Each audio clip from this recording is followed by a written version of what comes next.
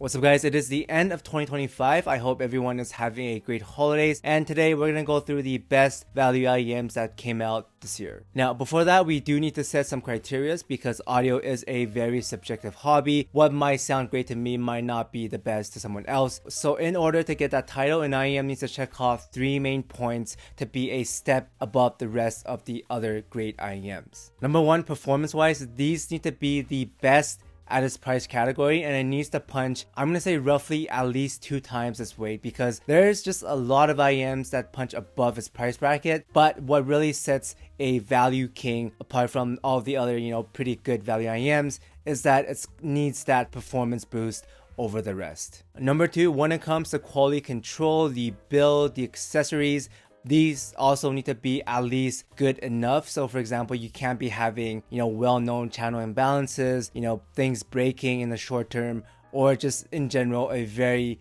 bad packaging, very bad, accessories that make the IEM feel cheap and not a long-term option in terms of longevity. And lastly, when it comes to the sound, these have to sound good enough for most people. Obviously, this is a very subjective hobby, so you're not gonna satisfy everyone, but it can't be super peaky, super dark, or a very off-tune kind of sound that's niche or badly tuned. For example, let's just start with some honorable mentions first. Let's go with the Cranier Daybreaks first. These are a pretty solid all-rounder. They're inoffensive. Most people who listen to these are gonna be okay with it. It's not a very niche or badly tuned IEM. The accessories are also pretty solid. Cable, case, build, longevity wise, QC wise, I haven't heard any bad things about it. But when it comes to performance, it is decent for the price.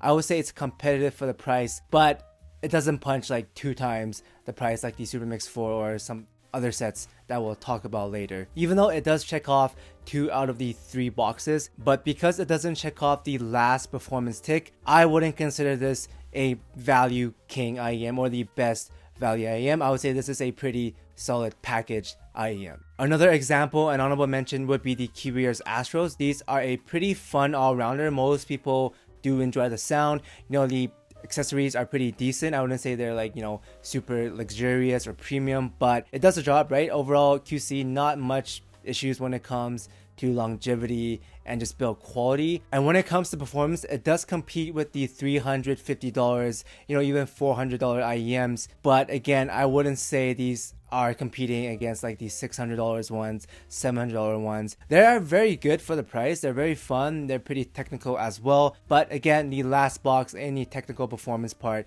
is still not quite there. A different example and another honorable mention would be the Juicier Defiant. These are pretty enjoyable. They're fun. They're slightly V-shaped. They're energetic. They're dynamic. The build is pretty solid. And then the plating is very beautiful, right? The performance is also pretty good. Overall accessories also very solid.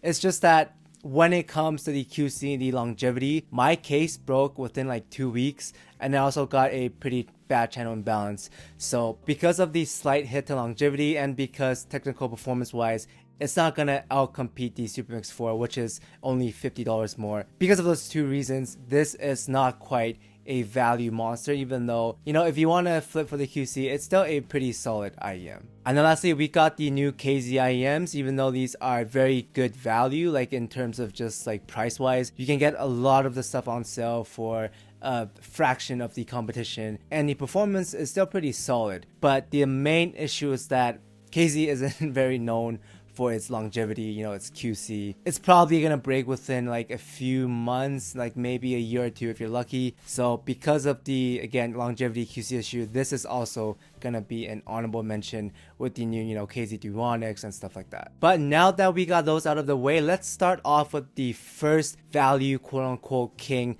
that I think is a very well-rounded set, but also very good for the price. And that is of course the 7Hz Alua Ultra. Now when it comes to performance, these are basically a mini Juicier Defiant. They easily punch above $50-$60, which is roughly 2 times the price when it goes on sale. Even stock is around $30. And then when it comes to the overall accessories, the build, the QC, I have not had any noticeable QC issues that I've heard online. There's no bad channel imbalances. Longevity wise, even though this is not built out of metal, it is sturdy enough. I would say these are a pass and what you expect for Sci-Fi at this price of around like 30 bucks. And lastly, when it comes to tonality, even though this might not be people's favorite sound, it is going to be very engaging, dynamic, fun, bassy for most people, while being pretty technical, pretty smooth, well extended, and overall a good dynamic all-rounder that checks off all 3 boxes. Now, for an honorable mention, these would be the Tongzu 1R2s and the Tantrum Bunny DSP 3.5 and the Zero Ultimas. These are mainly not quite value king level, mainly because yeah, it's very good for 20 bucks, but is it double or like triple the performance? I would say not really, because the Allure Ultra is double the price. So in that sense, I'm gonna say these are still very good if you want a very all-rounded, pretty technical IEM for the price, but I wouldn't say it's quite there when it comes to the technical aspect. Another honorable mention would be the GK Content. Even though when it comes to performance, the price to value, these are pretty good. You can get these for like under 15 bucks, basically like a mini EW300. But again, the main issue, similar to KZ, is that longevity wise, these are not going to last too long. They actually might be a sub brand of KZ. They might be even using the same parts, same manufacturer. So when it comes to longevity, I'm going to say this is a bit suspicious, a bit questionable, a bit sketchy. If you can't overlook that, these are very good for the price as well. Then under $300, yes, we're going to skip $100 and $200 because there isn't like a value king. There's a lot of good IEMs there, but I wouldn't say they punch double the price and check off all the other boxes. Like the closest would probably be the SimGod EG280s, but in terms of longevity, QC unit variances, a bit iffy there on SimGod's end because the EM6L, nozzles breaking, you have the unit variances on the EA500LMs, and overall it doesn't quite punch double its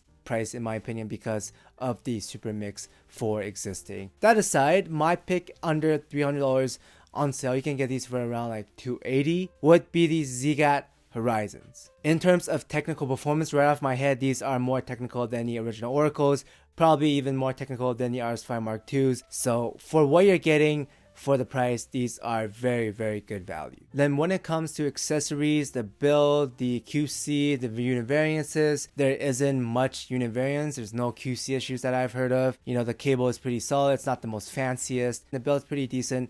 Plating, I guess it's debatable, but I would say it's a pass. Then lastly, when it comes to sound, most who tried these and who reviewed these did enjoy them, even though, they could use more bass. But for the sound that it's going for, which is a bright leaning, sparkly, airy, it's got the sauce in the treble, and sound wise, I do think these are a pass as well. Then for our final price category, yes, this is the final one. There is no endgame value monster. It just doesn't exist. Diminishing returns. But at under $500, we actually have a lot of IEMs here this year. I don't know, maybe they just decided to just go all out in the $500 price range. We have the Hype 4 Mark IIs, we got the T Pro SCs, we got the Top Pros, and we also got the Nice Hack Rockies, which are all very, very good value IEMs. Starting off with the Hype 4 Mark IIs, these are the most technical IEM you can get under $500 and one of the most technical under $1,000. And these are 400 bucks. Like these easily compete with the Monarch Mark IIs, Monarch Mark IIIs. In terms of price to performance, if you can handle the treble, if you do like the treble, like the more bright leading sound, these are a fantastic choice. And the accessories, the build, the longevity, it's the audio, they're well known for not having too many issues when it comes to that. And the cable case unboxing, also very good for the price. Like the cable itself is 100 bucks. The only real nitpick I can find people saying is that the sound might be a little bit too bright, even though I think it's like riding the edge. They are again limit testing how much treble and detail they can push out. Next, we got the T Pro SCs and the Top Pros. These two are slightly less technical than the Hype 4 Mark IIs, but they are tuned better. And when it comes to price and performance, these still punch, I would say, double its price range. Like they're around the same as the Monarch Mark IIs and the Monarch Mark IIIs. The Hype 4 Mark IIs are slightly more technical than the Monarch Mark IIs and the Mark IIIs, which is pretty nuts. But yeah, the Top Pros and the T Pro SEs are not a slouch by any means. It's just that the Hype 4 Mark IIs are just like anomaly when it comes to the performance. And then accessories, unboxing, also very good. T Pro is a very beautiful top Pro.